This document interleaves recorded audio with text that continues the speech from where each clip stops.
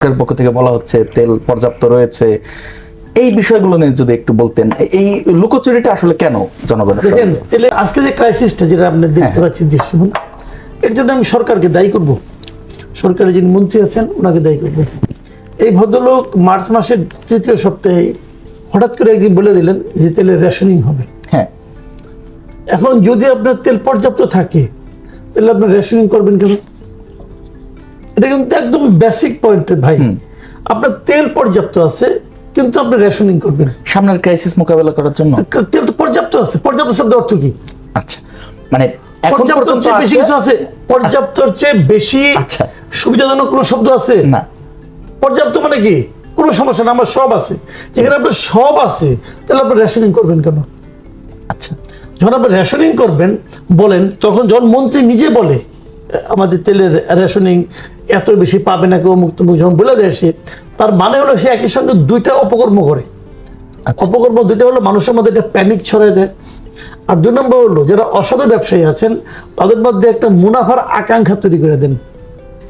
উনি বলছে যে মানুষ এখন প্যানিকটা অবস্থায় থাকবে, তুমি এই সময় মুনাফা করো, তুমি একটা কৃত্রিম ক্রাইসিস তৈরি করো, মুনাফা করো। অথবা যদি এটা সত্য না হয় তাহলে বুঝতে হবে তেলের মানে পর্যাপ্ত নাই, আপনি মিথ্যা বলতেছেন। এইগুলি একটা। তারপরে সে প্রতিদিনই বলতেছে তেল পর্যাপ্ত। আমাদের কিন্তু আসলে যে জিনিসটা আমি বলি আপনাকে, এত ডিটেলে যাওয়ার দরকার নাই। মানে আপনার তেল লাগে প্রতিদিন, ডিজেল লাগে আমাদের 12 থেকে 15 মানে হাজার মেট্রিক টন, এটা আমাদের লাগে ডিজেল। আমাদের ডিজেলটা কিন্তু আমদানি হয় মূলত। হ্যাঁ, অকটেন পেট্রোল আমদানি হয়, বাট এটার একটা অংশ আমরা এখানে তৈরি করতে পারি, এখানে আছে। তাহলে এই যে আপনি লাইনগুলি দেখতেছেন, এর 90% কিন্তু অকটেন পেট্রোলের, হ্যাঁ, ডিজেলের না। কিন্তু না। ডিজেল যারা ইউজ করে তারা লাইন দিতে পারে না, তারা হইচই করতে পারে, তারা গ্রামের মানুষ। এই যত নৌকা চলে এগুলি মানে 99% নৌকা তো ডিজেলে চলে, তাই না? চলে, হ্যাঁ, সব তো ডিজেলে চলে। আমাদের এখন অনেক নৌকা চলে কিন্তু, হ্যাঁ, সব ডিজেলে। এরা এখন একদিন দেখলাম একটা ইয়েতে ছবি দেখলাম, একটা ভ্যানের মধ্যে ওই ট্রলারটাকে উঠে নিয়ে আসছে, আইনা সে তেল আনতে যাচ্ছে। কারণটা হলো যে কেউ তো পাত্রের মধ্যে তেল দিবে না, পাম্পগুলো, তার তেল লাগবে, সে কি করবে? ট্রলারই নিয়ে এসে পড়ছে এর মধ্যে উঠাইয়া। একদিন দেখলাম বাইকের ওই যে যেখানে তেল রাখে ওটা নিয়ে চলে আসছে। কি করবে? মানে মানুষের তো বাইক তো ঠেলতে পারছে না, আর কত ঠেলবে? তো এখন এই যে বিষয়গুলি বলতেছি আমি, তো যেটা আমাদের হয়, যেটা নিয়ে কোনো ক্রাইসিস হওয়ার কোনো কারণ আপাতত নাই, তো সেটার জন্যই লাইন। আর ডিজেলের অবস্থাটা কি আছে? মানুষের লাইন দিতে পারছে না বলে, ওটা নিয়ে যে কি পরিমাণ বেসাতি হচ্ছে, ওটা নিয়ে যে কি পরিমাণ মানুষকে ঠকতে হচ্ছে, এবং সব পাওয়া যাচ্ছে কিন্তু আছে। আমি কিন্তু বিশ্বাস করি তেল আছে। আচ্ছা, আমি বিশ্বাস করি তেল আছে, কিন্তু এটা নিয়ে যে এই ২ নম্বর যেটা হচ্ছে, এটাকে থামানোর দায়িত্ব কার? রাষ্ট্রের, সরকারের। তো সরকার কি সেই কাজটা করতে পারতেছে? অভিযান চালাচ্ছে বিভিন্ন জায়গায়, অভিযান চালাচ্ছে। হ্যাঁ, অভিযান যে চলতেছে, এই অভিযানে কিন্তু সংকট মিটতেছে না, রবি ভাইয়ের অভিযানে মানুষের কষ্ট তো কমতেছে না ভাই। আচ্ছা, সরকারকে আপনার মতো আমিও হেল্প করতে চাই, হ্যাঁ, কিন্তু সমস্যা হলো কি, সরকারের কাছে আমার একটা অনুরোধ, ভাই আপনাকে হেল্প করতে চাই, আপনিও আমাকে একটু হেল্প করেন যেন আপনার পক্ষে বলতে পারি, এমন কিছু করেন যাতে নাকি আপনার পক্ষে বলতে পারি। ওরা নয় বিরোধী দল, ওরা নয় হেল্প করবে না সরকারকে, সরকারের বিরুদ্ধে যা কিছু বলবে বলুক, ওনাদের বলা উচিত, তাহলে মানুষ বুঝবে কি হবে। আমি ধরে নেন হাইপোথেটিক্যালি আমি সরকারকে হেল্প করতে চাই, কিন্তু হেল্প করার তো একটা বেজ লাগবে। এই বেজটা কে ক্রিয়েট করবে? সরকার ক্রিয়েট করতে হবে। এখন সরকার যদি অন্য কাজ নিয়ে ব্যস্ত সমাজ, আমি একটা কথা বলি, যে জিনিসটা নিয়ে কেউ শুরুতেই বললো একদম, এই যে হামে 90টা শিশু মারা গেছে, আমি জানি, আমি এটা মানবো যে এই 90টা মৃত্যুর জন্য এই সরকার হয়তো দায়ী না। আগের সরকার অথর্ব এক মহিলাকে বসাইছিল, সে টিকা আনে নাই, অমুক করতে, সব আমি মানতে রাজি আছি, মানলাম। কিন্তু যখন মারা গেছে শিশুগুলি, শুনেন, আমি বয়স হচ্ছে ভাই, আজকে যদি আমি মারা যাই, এটার জন্য আপনি যতটা শোক করবেন, আজকে যদি একটা শিশু মারা যায় 2 বছরের অথবা 5 বছর বয়স, তার জন্য কিন্তু আপনার শোকটা বেশি হওয়া উচিত। কারণ ওই শিশুর সামনে কিন্তু একটা বিরাট ভবিষ্যৎ আছে। আমি বড় জোর বাঁচলে কত বছর বাঁচুন? আমি তো 100 বছর বাঁচুম না রে ভাই, এটা 500 বছর বাঁচুম না। আমার তো জীবনে আমি শেষ প্রান্তে, কিন্তু ব্যাপারটা খেয়াল করেন, কাজে একটা শিশুকে আপনি রক্ষা করতে পারেন নাই তো রে ভাই। আপনি বলবেন হাম ওর কারণ হয়েছে, হ্যাঁ হয়েছে। তা হাম কি মানে নিরাময়যোগ্য কোনো রোগ না? হাম তো নিরাময়যোগ্য একটা রোগ। তো নিরাময় করতে পারেন নাই কেন? এই সরকারের মেডিকেল সিস্টেম হামকে নিরাময়যোগ্য রোগ হওয়া সত্ত্বেও নিরাময় করতে পারলো না কেন? স্বাস্থ্যমন্ত্রী একজন বানাইছেন, বিরাট করিতকর্মা স্বাস্থ্যমন্ত্রী, উনি আইসে নিয়ে হুঙ্কার দিলেন এখন থেকে রোগীরা ডাক্তারের পিছনে দৌড়াবে না, ডাক্তাররা রোগীর পিছনে দৌড়াবে। ওই ডাক্তারও বুঝে না, রোগীও বুঝে না। বাংলাদেশে একজন ডাক্তার কজন রোগী আছে, যদি সব ডাক্তার দৌড়াদৌড়ি শুরু করে তো ডাক্তার তো কোনো রোগী পাবে না। মানে কিভাবে সম্ভব? এটা 10,000 রোগীর জন্য একজন ডাক্তার। হ্যাঁ, তো উনি হিসাব বুঝে মুখস্থ মানে চটকদার আলাপ সালাপ করে। তো আমি ওই স্বাস্থ্যমন্ত্রী বলি, ভাই রোগীর পেছনে দৌড়াতে হবে, খেলে হামের এই শিশুগুলিকে বাঁচান আপনি, এর জন্য ব্যবস্থা করেন। জি, ধন্যবাদ আপনাকে সাইফ মুস্তাফিজ। আজকে হাসনাত আব্দুল্লাহ একটি ফেসবুক পোস্ট দিয়েছেন যে প্রধানমন্ত্রী তারেক রহমান কি নিজের সিদ্ধান্তে দেশ পরিচালনা করতে পারছেন নাকি নেপথ্যে অন্য কেউ রয়েছে? এটি আসলে আপনার কি মনে হয়, নেপথ্যে অন্য কারো থাকবার কথা, বা থাকলে সেটি কাদের গেজ করছেন আপনারা? কাদের? আমি তো সালাউদ্দিন ভাইকে বলি প্রক্সি প্রধানমন্ত্রী, তারেক রহমানকে বলি যে পুতুল প্রধানমন্ত্রী। উনি কিছু বলেন না, করেন না, ওনার একটা পিআর টিম আছে, সে পিআর টিম অনুযায়ী কিছু কাজকর্ম করেন। সো আদারওয়াইজ দেশের অন্যান্য যে গুরুত্বপূর্ণ টপিকগুলো আছে এই বিষয়ে তাকে আমি খুব বেশি ওরকম অপিনিয়নে দেখি না। সে 14-15 ঘন্টা অফিস করছে, তার পিআর টিম সেটা নিয়ে আবার প্রেস রিলিজ দিচ্ছে, সে মুভি দেখতে যাচ্ছে, সেখানে অলরেডি আগে থেকেই সাংবাদিকরা জানে। তো সেটা তো, এগুলো তো আসলে পিআরের অংশ। তো সেই জায়গা থেকে আসলে দেশ পরিচালনার জন্য যেই ক্যালিভার বা যেই রকম একটা লিডারশিপ আমরা এক্সপেক্ট করছিলাম যে মেবি 17 বছর ধরে হয়তো এটা গ্রো করছে, সেটা তো সামহাও আমাদের মনে হচ্ছে সে দেশে আসার আগে যেরকম লিখছে যে কারণে আমি আসতে পারছি না, সে আসলে জানাতে পারছি না। এখন আসতে পারছে, ঠিক আছে, ভালো, এটা আমরা খুশি। কিন্তু এসে যে দেশটাকে সে রসাতলে দিয়ে দিচ্ছে, তার কথাগুলা অন্য মানুষজন বলে দিচ্ছে, প্রক্সি প্রধানমন্ত্রী হিসেবে একজন কথাবার্তা বলতেছে, দিক নির্দেশনা দিচ্ছে, তার ক্যাবিনেটের বলবে না, ক্যাবিনেট মেম্বার তার কথাই বলবে, সবকিছু বলে দিবে নাকি? এটা কেমন কথা? সবকিছু না বলুক, যে যা পার্ট আইন মন্ত্রী, বুঝলাম যে তিনি আইন জানেন না, ঠিক আছে, নাই জানতে পারেন, আমি অনেক কিছু জানি না, কিন্তু লিডারশিপের জায়গায় থেকে তো অনেক কিছু তার জানতে হবে। মানে এমন না যে তার আইন বিশেষজ্ঞ হইতে হবে, কিন্তু যখন সে দেশের প্রধানমন্ত্রী তার তো অনেক বিষয় নিয়ে চিন্তা করতে হবে। সে ফ্যামিলি কার্ডের মানে এই গত অধিবেশনেই আমাদের সদস্য সচিব আখতার হোসেনের কথার পরিপ্রেক্ষিতে সে ফ্যামিলি কার্ড নিয়ে যে এক্সাম্পল, মানে যে এক্সপ্লেনেশন দিল, সেটা খুবই মানে হাস্যকর। এবং সে মুদ্রাস্ফীতির যে এক্সাম্পল দিল, আমরা তো নতুন করে টাকা বানাচ্ছি না, তো মুদ্রাস্ফীতি হবে। এবং ফ্যামিলি কার্ড নিয়েও তার খুব একটা নলেজ নাই যে কোন খাত থেকে এই বাজেটটা অ্যালোকেট হচ্ছে, কতটুকু বাজেটের মধ্যে এটা চলবে, কত হাজার মানুষকে দেয়া হবে, এটা জানে না। তার আশেপাশের ওই 4-5 জন আছে, এটি হয়তো আগামী বাজেটে আমরা স্পষ্ট কিছু পাই কিনা একটু অপেক্ষা করি।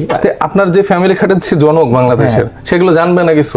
আচ্ছা, তো এই ব্যাপারগুলো তো উনি জানেন না। এখন ওনার যেই জায়গাটা, সেটা তো আমরা বুঝতেছি না আসলে। এখন সালাউদ্দিন ভাইকে তো আমরা মনে করছিলাম যে সে আসলে গুমের শিকার হয়ে গুম বিষয়টাকে সে ওন করবে, কিন্তু সে তো আসলে শিলংয়ে তো আমরা দেখছি যে মোটামুটি ভালোভাবেই ছিলেন। মানে যদিও এটাকে নিয়ে আসলে ফান করা বা কোনো অসম্মান করার কোনো সুযোগ নেই, কারণ সেই সময় ফ্যাসিবাদ আমলে তাদের অবশ্যই অনেক অবদান আছে। কিন্তু তাদের এখন যখন আসলে মানে সুসময় আসলো, সে সময় তো আমরা এক্সপেক্ট করছিলাম যে এই বিষয়গুলো বেসিক বিষয়, মানে এই বিষয়গুলো তো বিএনপির নোট অফ ডিসেন্ট বা কোনো সমস্যা নেই। কিন্তু এখন হঠাৎ করে কার ইশারায়, মানে এটা তো এখন আসলে বলতেই হচ্ছে। মানে আমি তো আরেকদিন বললাম যে আসলে এরা হাসিনার, আমার কাছে মনে হচ্ছে যে মানে হাসিনারূপী কিছু মানুষ নতুন করে আমাদের মাঝে আবার ক্ষমতা গ্রহণ করছে। মানে হাসিনাই তো এই সেম কাজগুলো করতেছিল।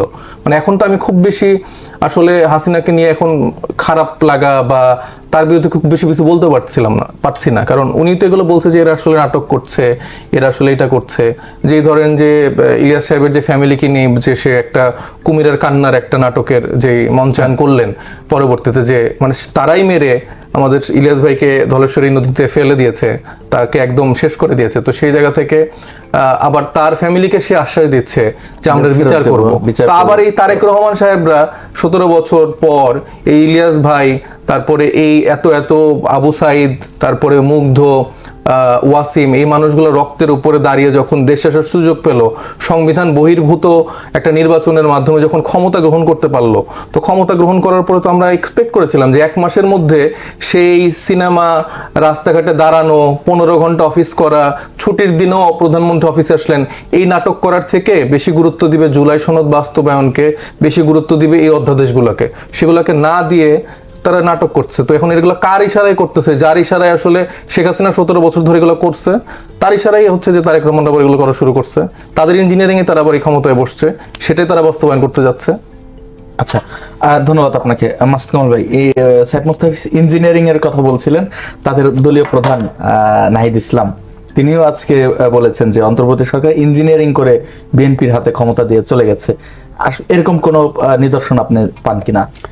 নিদর্শন না, এখানে কিছু কিছু প্রশ্ন আছে। ইঞ্জিনিয়ারিং করছে কিনা আমি বলতে পারবো না। আর ইঞ্জিনিয়ারিং করলে তো আমি যদি দেখতাম যে অন্তর্বর্তীকালীন সরকারের সঙ্গে এনসিপির সম্পর্ক সবচেয়ে ভালো ছিল, খুবই ঘনিষ্ঠ ছিল। এনসিপির লোকজন তাই এর সঙ্গে নিয়মিত দেখা করতেন। এমনকি ডক্টর ইউনূসের মন খারাপ হলেও নাহিদ ইসলাম যে আলাপ করতেন, এসে বলতেন যে পদত্যাগ করতে চায়। তো এগুলো তো আমরা দেখেছি। তো সেই বিচারে ডক্টর ইউনূস মানে এরকম গাদ্দারি করবে আমি তো বুঝতে পারছি না। এনসিপি তো তার দল, আমি মনে করি। আচ্ছা, এনসিপি তার দল, মানে তার উনিই তো বলেছেন এনসিপির বিপক্ষে আমি কোনো কথা ওনাকে বলতে কখনো শুনি নাই। এনসিপিকে গঠন করার সময় উনি বলেছেন যে আমি ওদেরকে বলেছি তোমরা একটা দল করো। পরে বলেছেন আমি মনে করি এই দল থেকে অন্তত কয়েকজন জিতবে। যা বলেছিলেন তাই তো হয়েছে বাস্তবে। কাজে ইঞ্জিনিয়ারিং এখানেও হতে পারে। তবে একটা কথা আমি বলি, একটা কথা কিন্তু আমি উড়াই দিই না। উড়াই দেয় না কিরকম? যেমন খলিলুর রহমান সাহেবকে উনি পররাষ্ট্র উপদেষ্টা বানাইলেন। কেন বানাইলেন? এই প্রশ্নটা কিন্তু এই জাতি করতেই চায়। আমি তো করতেই চাই, আমি প্রথম দিনই করছি, যেদিন বানাইছি ওই দিনই করছি, এখনো করি, আমি করতেই থাকবো। এই ব্যাখ্যাটা তো আমি জানতে চাই যে খলিলুর রহমান কি বিএনপির কেউ? উনি বিএনপির কেউ না, তাহলে ওনাকে আপনি বানাইতে হবে কেন? উনি কি ছিলেন? উনি ছিলেন পূর্ববর্তী যে সরকারের অধীনে নির্বাচন হয়েছে সেই অন্তর্বর্তীকালীন সরকারের একজন উপদেষ্টা, পাওয়ারফুল উপদেষ্টা। হ্যাঁ, উনি আপনার নিরাপত্তা উপদেষ্টা ছিলেন। তার মানে নিরাপত্তা উপদেষ্টা মানে কি? তার সঙ্গে তো আপনার নিরাপত্তা বিষয়ক যে বাহিনীগুলি আছে দেশের, তার আন্ডারে ছিল, তাই তো? তাদেরকে উনি বলতে তোমরা এই কাজটা করো, এই কাজটা করো, তারা নিশ্চয়ই এই কাজটা করতো অথবা করতে চাইতো, কিছু একটু তো হবে। সেই লোককে যখন আপনার পছন্দ হয়ে গেল, কারণটা কি আমি এটা বুঝতে চাই। প্রথমত কারণ হতে পারে বলতে পারেন সে বিরাট যোগ্য, মানে এরকম যোগ্য আর পৃথিবীতে বাংলাদেশ আর নাই, বাংলাদেশটাকে ধারণই করতে পারে নাই। গত 24 বছর সে দেশেই ছিল না। এত মানে এত জ্ঞানী, এত প্রতিভা যে এই দেশটাকে ধারণ করতে পারে না, তাই আমেরিকার থাকতে হয়েছে। 24-25 বছর আমেরিকা ছিল, আয়সা কয়েক আমি আমেরিকার নাগরিক না, তাহলে আমেরিকা আপনি আসলেন কেমন? অবৈধভাবে ছিলেন? বলেন আপনি অবৈধভাবে ছিলেন না তো। যাও, হয়তো তার গ্রিন কার্ডটা আছে, থাকুক। আবার তাই দেখতাম যে তার নাম ভাড়াইয়া নাম চেঞ্জ করে আবার সে ফেসবুকে কি জানি অন্য নামে তার ফেসবুকে অ্যাকাউন্টটা ছিল। যাও, তারপরে সে প্রতিভা পান। আমি মাঝে মাঝে খুঁজি যে এই প্রতিভার মানে তার এই অসীম যোগ্যতার কি প্রমাণ আমরা দেখেছি এ পর্যন্ত? আমি দেখি নাই। আচ্ছা, ওনাকে প্রথমে যে হাই রিপ্রেজেন্টেটিভ বানালো রোহিঙ্গা বিষয়ক, কি করছে উনি বলেন আপনি? দেখান ভাই, এই 2টা রোহিঙ্গাকে 2 কদম এগিয়ে দিচ্ছে সীমান্তের দিকে, পারছে। বরঞ্চ আরো রোহিঙ্গা আসছে এখানে। এই কাজে যে টোটাল ব্যর্থ। সে কোন কাজে, তার কোন কর্মকাণ্ডের মাধ্যমে প্রমাণ হয়েছে যে তার মতো প্রতিভা বাংলাদেশ আর নাই, তাকে আমার লাগবেই, তাহলে দেশ চলবে না, তাই তো আনছে। আচ্ছা, তাহলে একটা প্রতিভা থাকতে পারে, সেটা হলো গিয়ে এই নিরাপত্তা উপদেষ্টাকে আমরা দেখেছি যে 25 জুন মাসে না অগাস্টে জুনের যে 15 তারিখে মিটিংটা হলো, হ্যাঁ, লন্ডনে মিটিংটা, হ্যাঁ জুনে বোধহয়, জুনে। তো সেই মিটিং এ উনি কিন্তু সবকিছু মুসাবিদা করেছেন। যৌথ বিবৃতিটা উনি পড়ে শুনিয়েছেন। আমি তখনই প্রশ্ন করছিলাম যে এই যৌথ বিবৃতি পড়ার জন্য নিরাপত্তা উপদেষ্টা কেন? কিন্তু তার এক সপ্তাহ আগেই কিন্তু বিএনপি ওনারই পদত্যাগ চেয়েছিল। হ্যাঁ, তার মানে ওই ডেটটা, ওই যে 15 তারিখ, হ্যাঁ, ওইটাই কি সে ম্যাজিক ডেট যেদিন তারেক রহমান বুঝতে পারলেন যে এইটা একটা জ্বলন্ত প্রতিভা? হইতে পারে। এখন সেই বোঝাটা উনি এখানে কাজে লাগাইছেন। যদি এটা যদি সত্য হয় তাহলে কিন্তু ওই সরকারের সঙ্গে এই জয় পরাজয় রেজাল্টের একটা সম্পর্ক থাকতেও পারে। তা না হলে এত বিতর্ক, এটা যে বিতর্ক হবে ওনাকে নিলে পরে, এটা কি তারা কোনো জানতেন না? জানতেন। জেনে বুঝে ওনাকে নিয়েছেন কেন? তাহলে হয়তো এমন কিছু প্রাপ্তিযোগ ছিল ওনার কাছ থেকে যার জন্য এত বড় রিস্ক ওনাকে নিতে হয়েছে।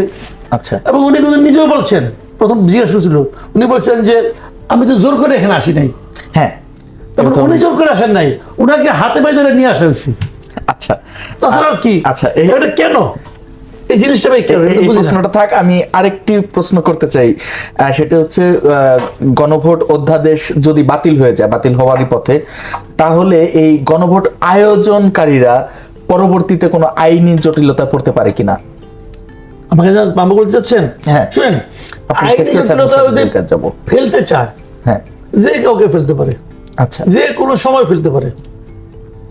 একটা কথা আমি বলি, বুঝলেন, অধ্যাদেশগুলি কে জারি করছে? রাষ্ট্রপতি। তাহলে তো প্রথম ঝামেলা রাষ্ট্রপতি পড়ার কথা। আচ্ছা, এখন রাষ্ট্রপতি তো বলবে যে আমি তো এগুলি করি নাই, আমাকে দেখাই নাই, জানাও নাই, হইতে পারে বলেছেন তাহলে অলরেডি। না, না, উনি একটাও বলেন না যে অধ্যাদেশগুলো আমাকে বলেন, এর বলে নাই। না, উনি একটি ওই কালের কণ্ঠের সাক্ষাৎকারটা বলেছেন যে অনেক অধ্যাদেশ আমাকে না জানিয়ে এই করেছে। কোনটা সেগুলি বলেন না, হ্যাঁ, নামগুলি বলেন। হ্যাঁ, নামগুলো বোঝার চেষ্টা করি। হ্যাঁ, আপনাকে বলেই নাই, না বলে নিয়ে গেছে, তাহলে সেগুলি কোনগুলি? হ্যাঁ, আচ্ছা, আরেকটা কথা হলো, আমি যতটুকু পড়েছি সংবিধান, যতটুকু দেখেছি আর কি, যে অধ্যাদেশ আসলে অধ্যাদেশের মাধ্যমে আসলে গণভোট চালু করা যাবে না। আচ্ছা, গণভোট কিন্তু সাধারণ কোনো আইন না, না, এটাই করতে হলে অধ্যাদেশের মাধ্যমে হবে না। অধ্যাদেশ দিয়ে কেবল প্রয়োজনীয় সময় সাধারণ যে আইনগুলো, যেগুলো নাকি সংবিধান সংসদ মানে নর্মাল সংখ্যাগুলি 151 জনের ভোট দিয়েই যেটা পাস করতে পারে, কেবল সেগুলি অধ্যাদেশ করা যাবে, অন্যগুলি করা যাবে না। তাহলে এটা তো আইন যেহেতু না, তো যেটা আইনেরই বৈধ না সেটা অধ্যাদেশ আপনি জারি করতে গেলেন কেন? এই প্রশ্নটা কিন্তু আমি রাষ্ট্রপতিকে করতেই পারি। আর উনি যদি বলেন না আমি করি নাই, তো করি নাই, তাহলে সেক্ষেত্রে আমার কথা হলো এটা যে ভুল হচ্ছে, গণভোটটা যে অপ্রয়োজনীয়, অবৈধ, অসাংবিধানিক সব কিছু, তো এই জিনিসটা বিএনপি তখন বলে নাই কেন?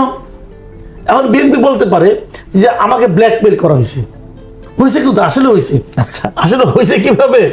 যে এমন একটা অবস্থা তৈরি করা হয়েছিল, বিএনপি যদি বলতো যে আমি ভোট দেবো না, না ভোট দেবো, তাহলে সঙ্গে সঙ্গে এই এনসিপি এবং জামাত বলতে এই দেখো জুলাই সনদ, জুলাই চেতনার সঙ্গে সে গাদ্দারি করছে, এটা কিন্তু বলতো। হ্যাঁ।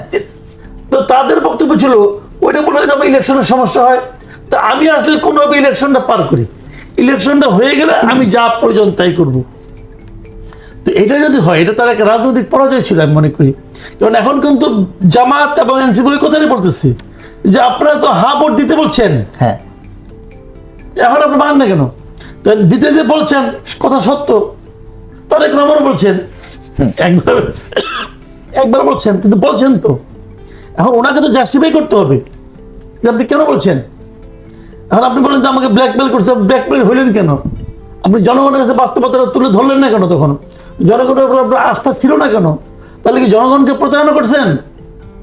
এগুলো তো প্রশ্ন উঠবে না ভাই। এখন আমার কথা হলো কি, একটা পলিটিক্যাল পার্টির মানে যা কিছু আপনার করেন না করেন, তার মধ্যে একটা ট্রান্সপারেন্সি থাকা উচিত।